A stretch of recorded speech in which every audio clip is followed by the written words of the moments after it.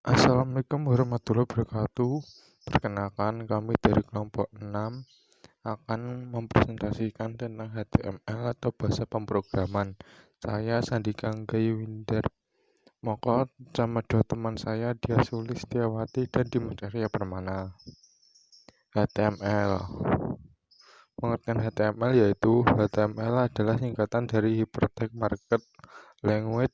HTML memungkinkan seorang user untuk membuat dan menyusun bagian paragraf, heading, link, atau tautan, dan blog code untuk halaman web dan aplikasi.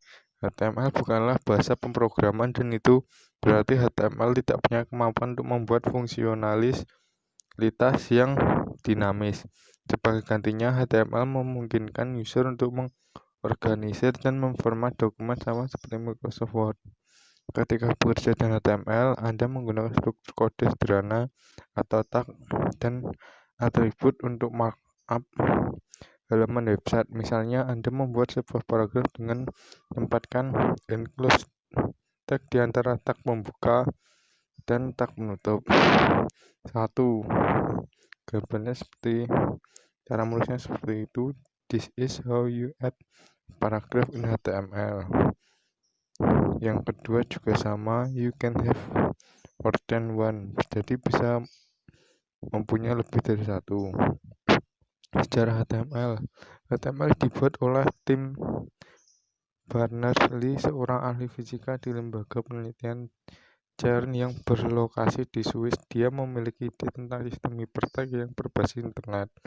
Hypertext menunjuk pada tag yang membuat referensi atau link ke tag lain yang bisa diakses langsung oleh viewer. Tim merilis versi pertama HTML pada tahun 1991 dan di dalamnya terdiri atas 18 HTML tag. Sejak saat itu, setiap kali bahasa HTML merilis versi teranyarnya, lalu ada tag dan atribut terbaru. Berdasarkan HTML Element Reference milik Mozilla Developer Network, untuk saat ini ada 140 HTML tag, meskipun sebagiannya sudah usang, tidak lagi didukung oleh versi terbaru browser. Berkat popularitasnya yang terus meningkat, HTML kini dianggap sebagai web standar yang resmi. Spesifikasi HTML dimaintain dan dikembangkan oleh World Wide Web Consortium atau W3C.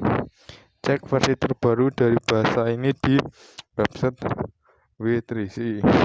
Upgrade HTML besar-besaran terjadi pada tahun 2014 dan hasilnya adalah mengenal HTML 5. Pada upgrade tersebut terdapat semantik baru yang memberitahukan arti dari kontennya sendiri, seperti artikel, header, dan footer. Selanjutnya yang ketiga, ada bagaimana cara kerja HTML. Dokumen HTML adalah file yang diakhiri dengan ekstensi HTML atau HTM. Ekstensi file ini bisa dilihat dengan menggunakan web browser apapun, seperti Google Chrome, Safari, atau Mozilla Firefox. Browser tersebut membaca file HTML dan merender kontennya sehingga user internet bisa melihat dan membacanya. Biasanya, rata-rata situs web menyertakan sejumlah halaman HTML yang berbeda-beda. Contohnya, beranda utama, halaman tentang kami, halaman kontak yang semuanya memiliki dokumen HTML terpisah. Masing-masing halaman HTML terdiri atas seperangkat teks atau bisa disebut dengan elements yang mengacu pada building block halaman website. Tag tersebut membuat hierarki yang menyusun konten hingga menjadi bagian paragraf, heading, dan blok konten lainnya. Nah, sebagian besar elemen HTML ini memiliki tag pembuka dan penutup yang menggunakan sinteks pembuka tag penutup ataupun pembuka garis miring tag penutup. Yang keempat, ada contoh kode dari struktur HTML. Seperti ini ya contohnya, bisa dilihat di layar masing-masing. Contohnya,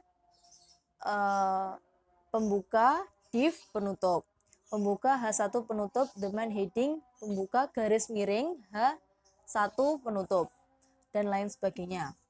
Nah, elemen teratas dan terbawah adalah division sederhana seperti ini yang bisa Anda gunakan untuk markup bagian konten yang lebih besar.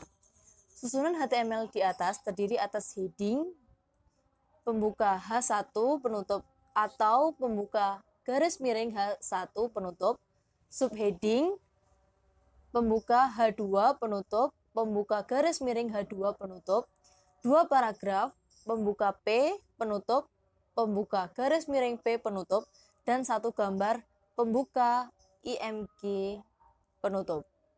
Paragraf kedua meliputi sebuah link, pembuka A penutup, pembuka garis miring A penutup, dengan atribut href yang terdiri atas URL tujuan.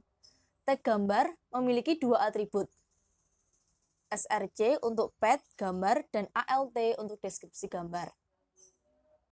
Selanjutnya, pengertian tag HTML dan fungsinya. Tag HTML memiliki 2 tipe utama, yaitu block level dan inline text.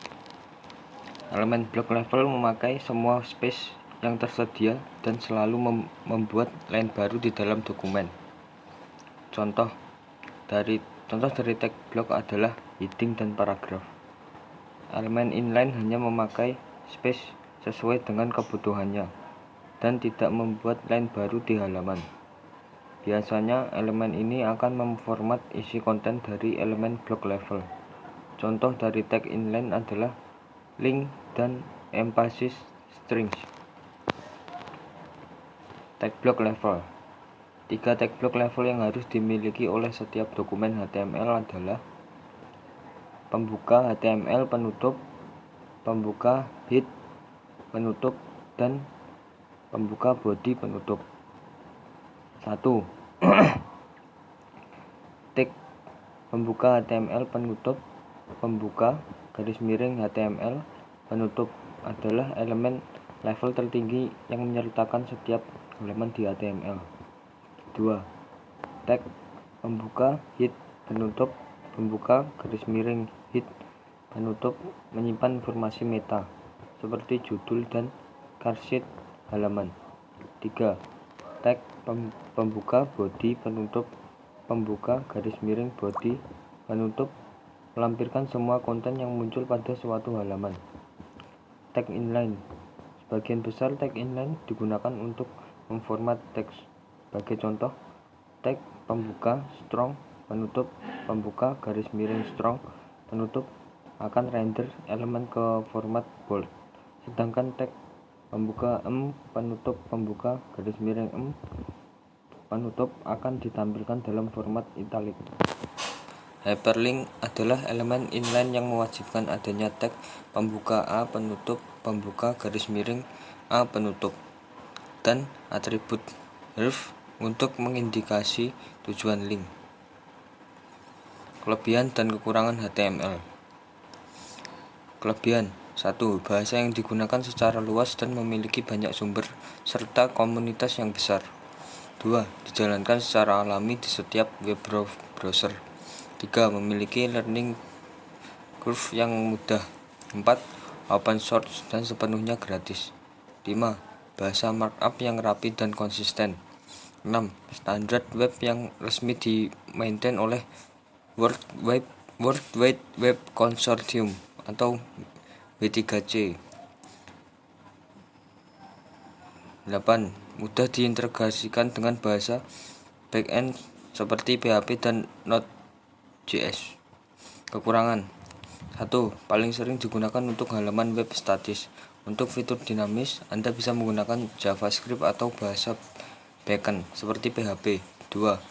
HTML tidak memungkinkan user untuk menjalankan logic. Alhasil, semua halaman web harus dibuat terpisah meskipun menggunakan elemen yang sama, seperti header dan footer. 3. Fitur-fitur baru tidak bisa digunakan secara cepat di sebagian browser. 4. Terkadang perilaku browser susah untuk diprediksi. Misalnya, browser lama tidak selalu bisa render tag yang lebih baru. Sekian dari kelompok kami, kurang lebihnya mohon maaf. Wassalamualaikum warahmatullahi wabarakatuh.